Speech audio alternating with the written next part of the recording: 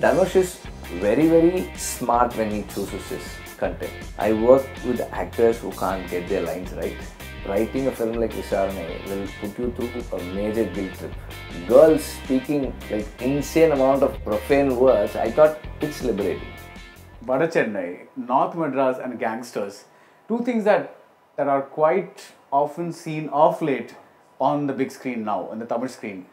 So what is your secret recipe? What is going to invigorate this particular iteration of gangsters and North Madras? I don't know if it's anything special that's being made here. This is an honest, very sincere effort in portraying the lives of a group of people from there. It does not encompass the life of North Chennai as a whole, but it does try to track down the lives of a few people in that place for a period of time. Your original cut was 5.5 hours. Yeah. And you kind of whittled it down to 2.5 hours. How does that happen? Because typically when you're writing a script, you would know that it's getting to be this long. Yeah. And like, let's say you're an author, you would know that, like, you know, let's say you have 50 characters, you'll know that, okay, I cannot have 50 characters, I should only have maybe 10 that I can do justice to. So what happened with Vada Chennai that you could not contain the film? It had to have that much of space for each and everyone to develop and be themselves. And as the characters were growing, I realized that it will not be able to contain the film in one, like 2 hours or 2.5 hours, whatever it is. So then that's when we decided, let's do a 2-part. Then I realized, no, let's make it a trilogy. While we were working, we thought, okay, there is a prequel to the trilogy. So all these things came up. So I've been writing the script for quite some time. Right. So I had around 1,000 pages, written pages. So I just tore everything off and went to shoot, because I was not shooting anything from whatever that I've written previously. There are sequences where there's a village that needs to be evacuated because there's a big road that's going to be laid. So we were trying to capture something that happened many years ago, but it was it became very referential to what's happening today. Okay. So these are things that happen on its own. So we just need to stay there and observe. That's it. When you stay with a script for so long, or an idea for so long, because this has been happening a little before Polladhavan even, right? It's the origin of the thing. Is there any point you get a little bored because it's so much in you? Or did the fact that you went off to other projects keep you still interested in this? Whenever you came back, you said, oh, I'm still interested in this. Did that help you decide that this was something that... To be frank, I think this is my Bible, the source from which I've been taking everything that I've made so far.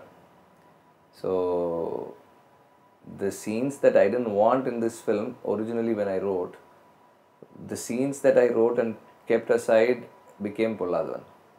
And then the characters from here became the characters of Aadukalam. The relationship of the disciple and the mentor came from here. Of course, it was presented in a different way, but it came from here. And the encounter story of the cops came from here. So everything comes from here, and the more you take, the more it gets filled. So it was like that. It's been like that for me, and this content lends itself so very well to bring in new aspects to it. This has the quality of an epic, where the characters, their journey, have a poetic justice, and every characteristic of an epic is there. So it's a justice denied and a revenge, and what happens in the end. Okay. It goes that way. So typically when you say, not when you say, but when we say epic, the easiest way to do that in Tamil cinema is the masala form, because the good versus evil, the larger arcs of the epic. Would you say that this has some of those masala elements as well, but presented possibly in a realistic fashion? Yeah. Our biggest challenge was to, you know, not allow the masala in quotes to get out. To keep that under control was the thing. See, it's primarily that. Primarily. Also, we have what to say.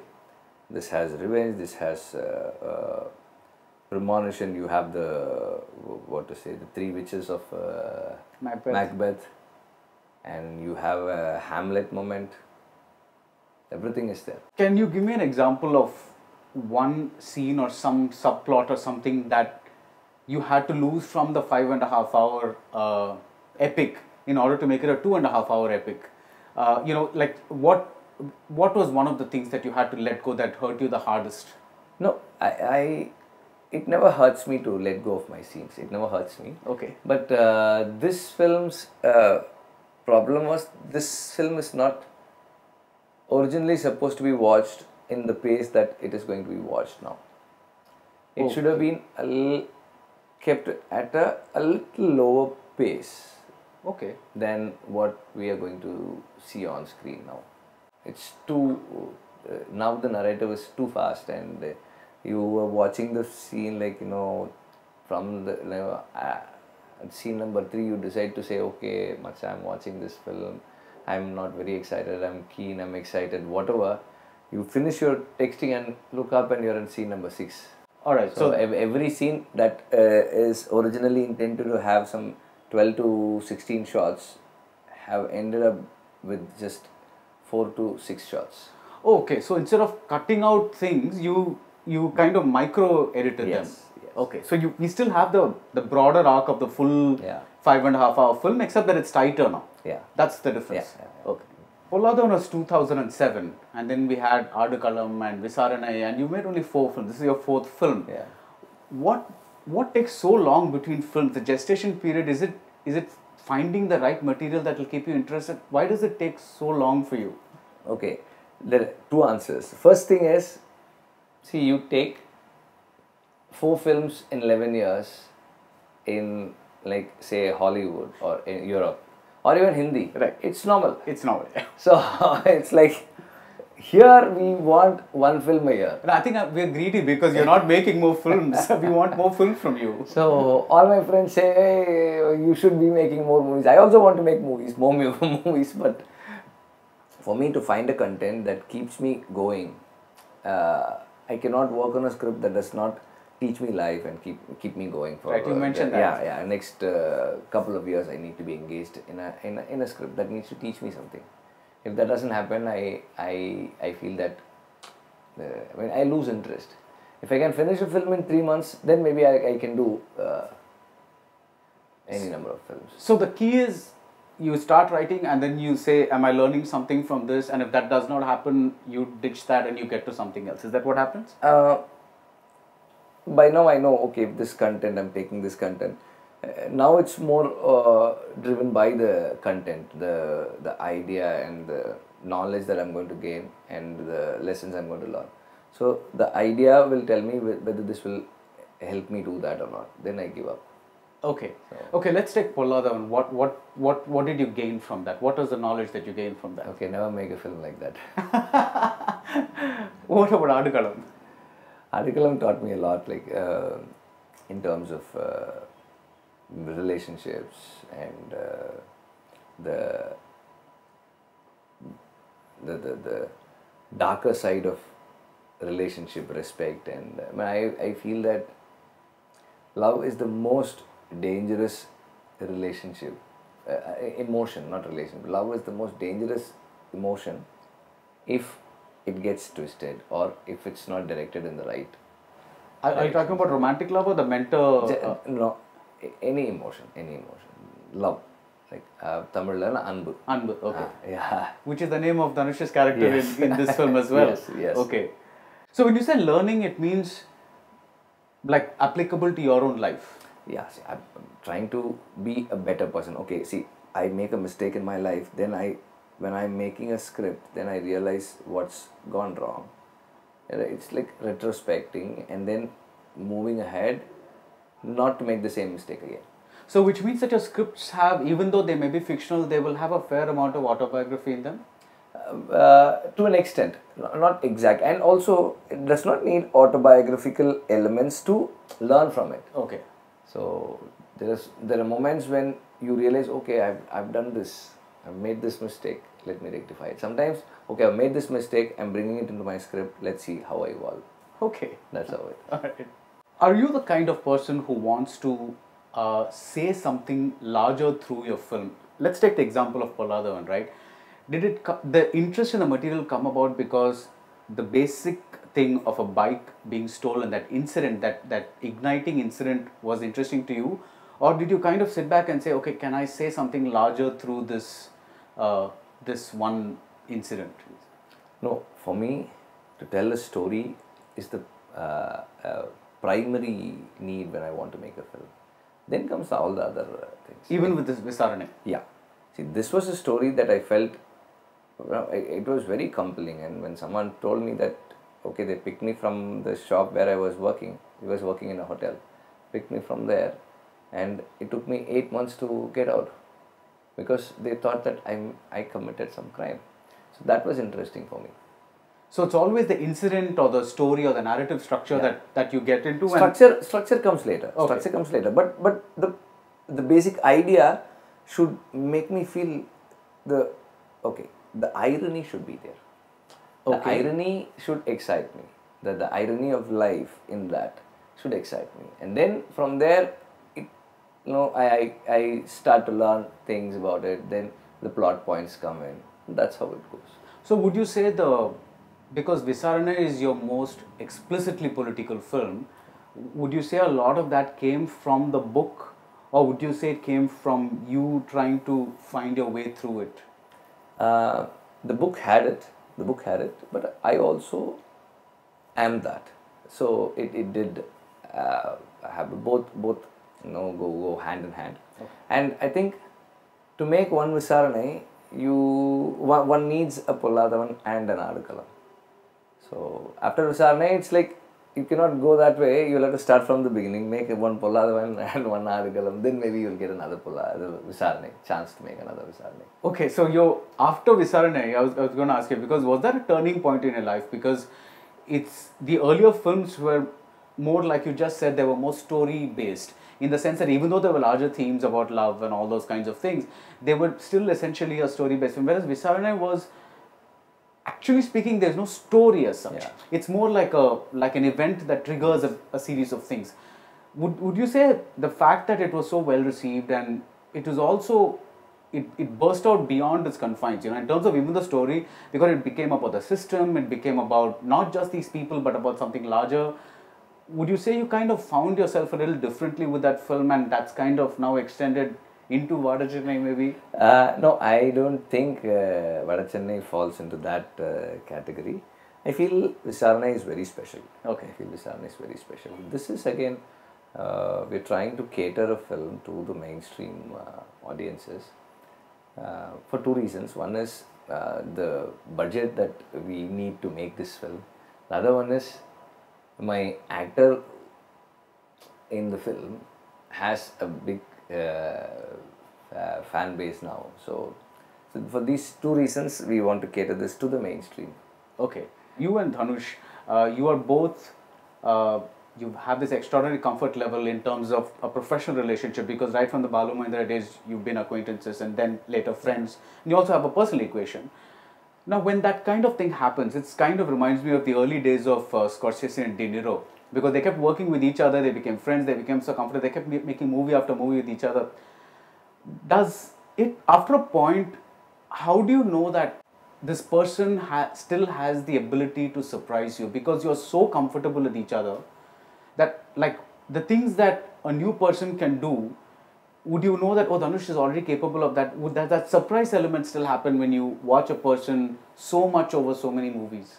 I don't want surprises. I'm happy that I don't have disappointments. Okay. So, I'm not disappointed saying that, okay, I wanted my actor to do this, but he didn't do it. I know for sure that he will be doing things that I want. And at the same time, what's exciting about Dhanush as an actor is like you can put him in any situation and he'll come out very successfully. That's more than enough. Like I know that for sure. So I can just write anything and say, Dhanush, this is it. Then okay, sir. Even if it's physically and mentally and traumatizing, he'll end up doing it, and he'll come up with some very interesting things. Because of your closeness, do you have arguments about the way a scene is structured or those kinds of things? Do they? Not at all. It's just a very director-actor kind of thing on the sets. No, what he would say is like the maximum he would say is, sir, this scene is not working for me. Are you sure about this? Polladhavan, he had that. Okay. After the film, when it was about to release, he had 3 misgivings in the film. One was, that was early Dhanush. Okay. One was, he said, sir, 2 people narrating the story, I don't know if people will understand it. I think that is not needed for this film. Secondly, the first 20 minutes after the intermission, the boy going in search of the bike looks like a documentary, does not work for me. Then the scene where Selvam comes to hospital, I'm not very, I don't know how to understand that scene. It's putting me off balance. I said, the first 2 sequences, those are the USP of this film, and people are going to remember only these things for a long time about this film. And for that scene, I think that will be the best scene of the film. The film got released. He was not here when the film got released. He was shooting somewhere, and he came 3 days later to watch the film here. And when he watched the film, he said, when he saw the people reacting, sir, I didn't realize that the scene will work that very well. If I had known, I would have done even better. I said, you've done the best for that scene. We should be happy. And that was the time he said, I never realized people would appreciate detailing so much. This is the biggest lesson I've had. And after that, I don't think he had any issues or questions. That kind of established the trust. Yeah, yes. Okay. Yes. Right. So the other question is, based on the fact that you both have this personal equation, and see, with De Niro, the difference was that he wasn't a big commercial actor. He was like, they were making these slightly off mainstream films. Dhanush is a big commercial actor. So do you have this pressure inside you that I should not let my friend down at the box office? Is that there? No, I see. Dhanush is very, very, very smart when he chooses his content. He knows, okay, whatever this man does, he has one weird way of connecting with the audiences, and this is a script that I would like to play this role in my career. Okay. So Kaka Mutai, I gave him sent him a script and said, sir, Dhanush, please read it, and okay, sir, I'm shooting in Delhi, I don't know if I'll get the time. 15 minutes later he calls, sir, I read the first 10 pages, let's do it. Ask the director to come here. So that very night, Manikandan went there, he spoke to Manikandan, he just told him, do what you feel is right for the film. I'm funding this film, I feel connected to the film, that's it. Okay. So you feel his commercial instincts are very strong? Very, very strong. Very strong. You see, if he likes a content, then you can be sure that somehow or other it will come out well. See, very rarely his judgment goes wrong, and that too not with the story, but with one of the actors or the technician. Something might or the wrong. Sometimes it ends up being a wrong release, and sometimes the director gets carried away with something else in the film. Right. So these are things that beyond one's control. Okay. So you're saying that the fact that Dhanush had faith in Vada Chennai bodes well for it. I don't know if I could vouch for that. I have a couple of questions about your process. You said that you read Visaranai and then you pretty much went to the set without much of a script. Isn't that a little of a dangerous thing to do? In the sense that, what if you went to the set and had a brain freeze? Has that happened? No, not yet. Okay. Not yet. See, I think I would know when that is going to happen, and I will start getting it right before I go to the sets. And it's like, see, I feel certain films are to be made that way because it's very organic, and it's the spontaneity that makes it work. Okay. And sometimes writing a film like Visaranai will put you through a major guilt trip. So I don't want to do that. Like, I don't want to sit and write a scene where 4 men are discussing how to kill 3 other men. Okay. And it's not, it's got, see, if it's for revenge, if it's for greed, if it's for money, anything is fine. Like, if it's personal motivation, okay, I can understand, I can write it. But what they discuss there is not something that I can handle. So I went to the set and said, I'm not writing this scene. You all tell me what you will be doing there. Then we shot it that way. That's how I did that scene. So when you shot it, that guilt wasn't there? No, I was like sharing it with everybody. See, there is a guilt, but I don't need to bear the cross on my own. Like, let us share it. So everybody are part of this crime. All of us, you, I, everybody. So at least let the team share it. Is the guilt partly because you are using somebody's personal experiences to kind of make a movie that might get you name and fame? Is that part of the guilt, or? No, not at all. That's not the guilt. That's the only solace that we get. But the guilt comes from the inaction and the silence that all of us, put in front of major issues. We don't want to speak up because that's not comfortable for us. So that's the guilt. Which is happening even now, actually. Yeah. With this whole Me Too thing. Yes. Yeah. Nobody wants to say anything bad about established people. So that's the problem. I interviewed Aishwarya Rajesh some time back, and she told me a couple of very interesting things about your process. The first thing she said is, Vetrimaaran sarku dub pandrathu romba kashtam. She said, like, he places so much emphasis on his dubbing that you almost discover the character in the dubbing theatre. So tell us a bit about that process of dubbing that makes this such an important thing in your film. I work with actors who can't speak the language. I work with actors who can't get their lines right. I work at situations when I don't have the lines. This is so not the answer I wanted. I wanted some deeply philosophical answer. And sometimes I work in locales where my actors are harassed, like, they're mobbed. Right. So I just have to keep my cameras in position and say, okay, walkie-talkie, okay, ready, everybody ready. Okay, walk down the street. They both are walking, that's it. You don't know what happened. But how do you get the lip sync right? I don't need a lip sync to get it right. I can show you so many scenes where the original words are different and what they are speaking is different. This is a bit like what Fellini did. He did the exact same thing. Okay. Arsdarajan did that, Gautam Menon is doing that, I am doing it, that's it. So, which is why you kind of place special emphasis on that, on the dubbing, okay. Yeah, see, first I write while I'm writing the script, words. After a point, while shooting I rewrite. When I go to the location, set, whatever that I've written might not be conducive to the location, or it might not fall in place. So I change the words, change the lines to fit into the location, particular location. While editing, I will feel that, okay, this is not going well with those scenes. Okay, let me change the words here.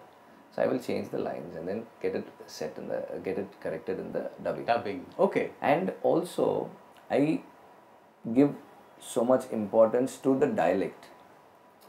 This film, Amir and Samudrakani, Madurai guys playing in a Chennai film, working in a Chennai film. Andrea, who can only speak Tamil, working in a Vada Chennai film. So this takes so much of time to get them speak the lines. And Andrea took like some 20-25 days to dub her scenes. Still we say that everybody wants to push themselves a little bit more to get things right. Okay. That's how it is. So can you just give me an example of a line that you had on script for Vada Chennai, we changed on set and then we changed again inlet? I'm sure there are many, but is there something that comes to mind? Okay, see, I would like to say something from Visaranai. Okay. That would make you understand This how process. stupid we are. This process. So, while I was editing the film, there's one thing that wasn't falling in place which the non-Indians could understand, which was AC, DC, ruling party, opposition party, Okay. auditor. They didn't know who an auditor was. So all these things were This is when you were showing it to the Venice. yeah. Okay. Yeah. So they weren't able to understand that. Then I had a montage scene where these boys are washing the car. Right. The car. So I didn't want these boys alone to do that. So I made two cops stand behind and talking, and we were shooting from the previous evening, afternoon, and we were shooting through the night, and the next morning they were shooting, and we were shooting, and the actors were very restless. E. Ramadas and Ramesh, they would be standing there, and E. Ramadas was pissed off. He was saying, "Enna pandran ivan vambaati edha eduthite irukran." He was saying, "Enna pa pesano?" And I said, "Edavadhu pesunga, shooting mudiyama poittu irukilla, adha pathi pesunga." He told, they were talking about that.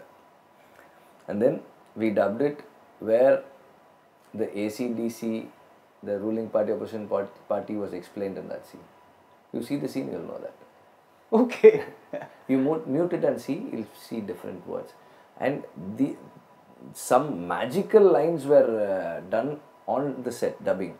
There's a scene where Vadivelu gets into the car, "Hey, நான் ஜெயிலுக்கு போறேன், நானும் rowdy தான்," something he says.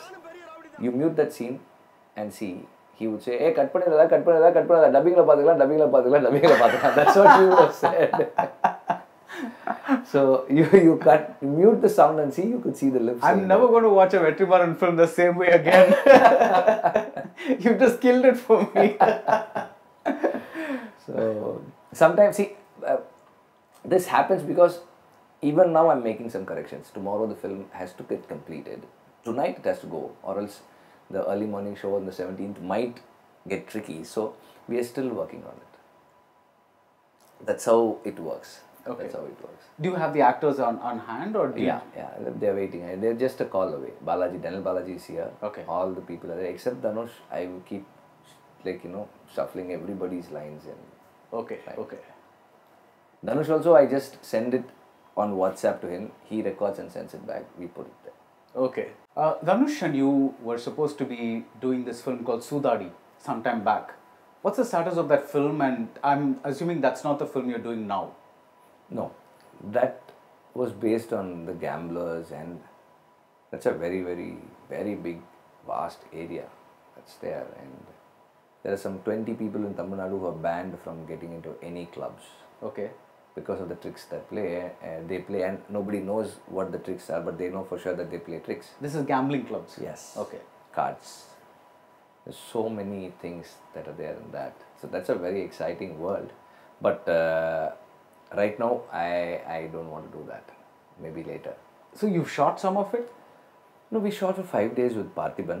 But then I wanted to go. Dhanush had to do this Hindi film. He went for that, and I wanted to do Visaranai. So it got pushed. Okay. There's another project that you were associated with, which you briefly mentioned a couple of years ago, I think, which is wanting to make a film based on a poem of Na Muthukumar. Yes. Is that still something that you... That's something that I really want to make. It's a very interesting plot, and I've got it right also. Anybody could do that, but it's a light-hearted, dark film. Okay. It's a satirical film. It's a poem about, it's in his first collection, Pattambuchi Virpavan, okay. First collection. It's about a funeral that gets photographed to be sent to the children of the man who died, who lives abroad. Okay. So that's the idea. Oh, that sounds lovely. Yeah. So what happens around it? Who comes to photograph it, and all of that. So that's a 16-line poem. So we made it into a 2-hour narrative. Is there a role for Dhanush in it? No. No, he can play. He can play. But that's a tricky, it's a risky thing. Okay. The business might get compromised. Okay. So, your films are very masculine, for the lack of a better word. I was wondering if there was an interest in making a woman-centric film. Let's say even something like, let's say looking at a film like Aadukalam, but from the Anglo-Indian woman's point of view. Would something like that interest you? No, I am seriously working on doing something on those lines. I am trying to incorporate decision making, like, characters, female characters that influence the growth and movement of the story, pivotal characters that really make a difference in being the film or not being in the film.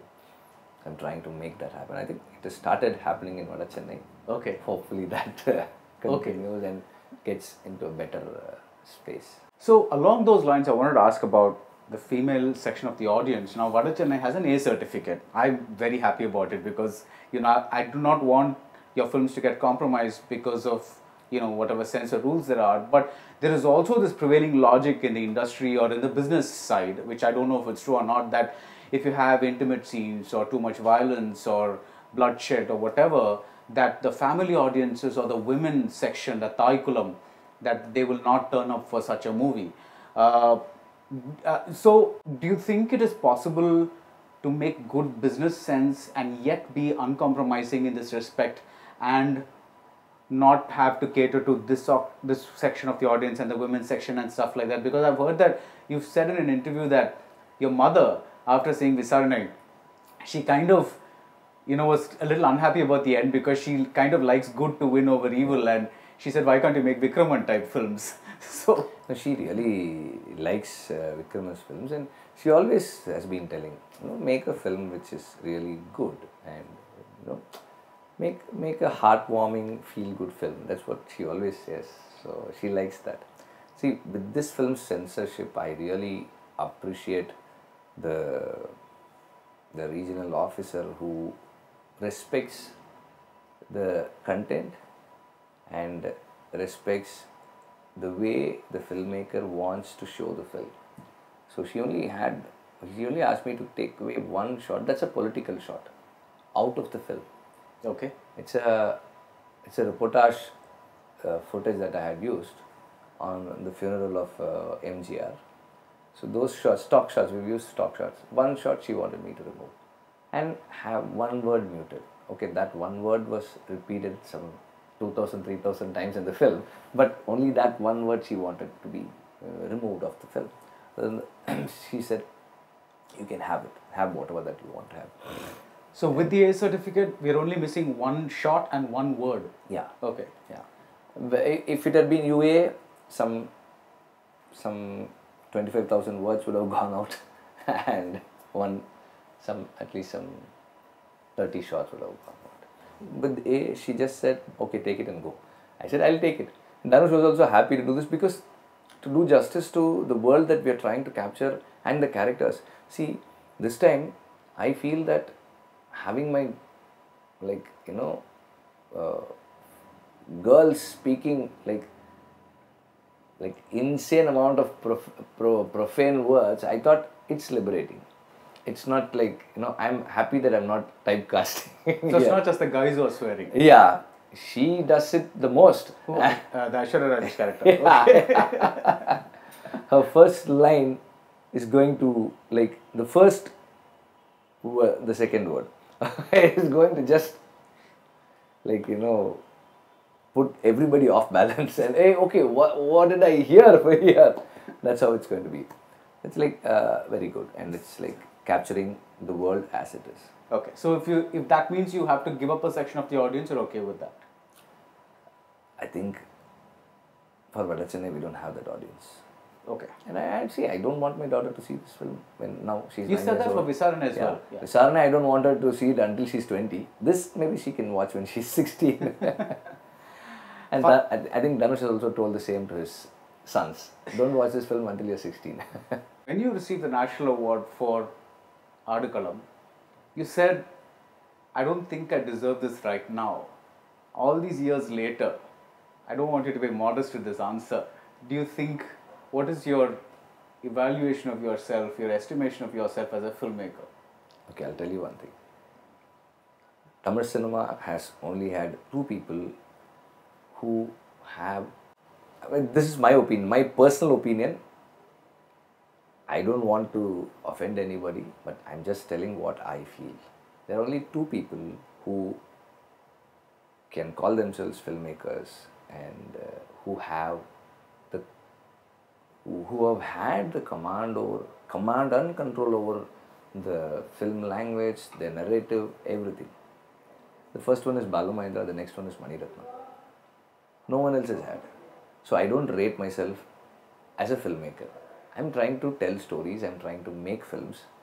I really wish one day I'll be a filmmaker. That's my journey. What do you define as a filmmaker? You mentioned Balu Mahindra and Mani Ratnam. What is it about them that you wish you could do that you think you're not able to do? Balu Mahindra, let me start with my mentor.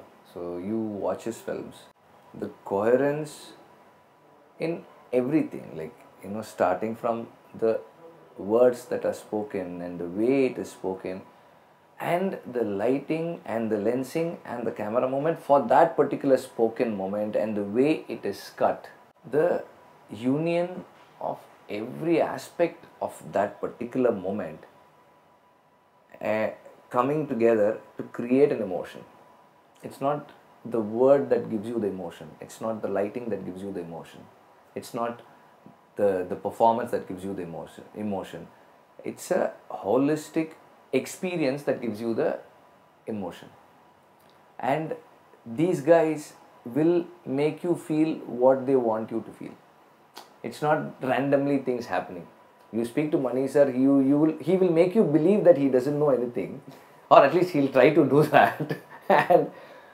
and few years ago, I think during Visaranai, I wanted to show him Visaranai, and he was there, and he was saying, no, those days I didn't know anything about films, but I just went and started making.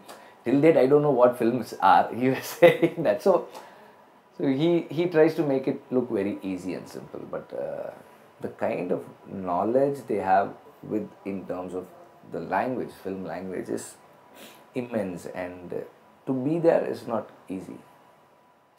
We all are trying to make, trying to make films, that's it. Well, I disagree with you there, but for now, all the best for Vada Chennai.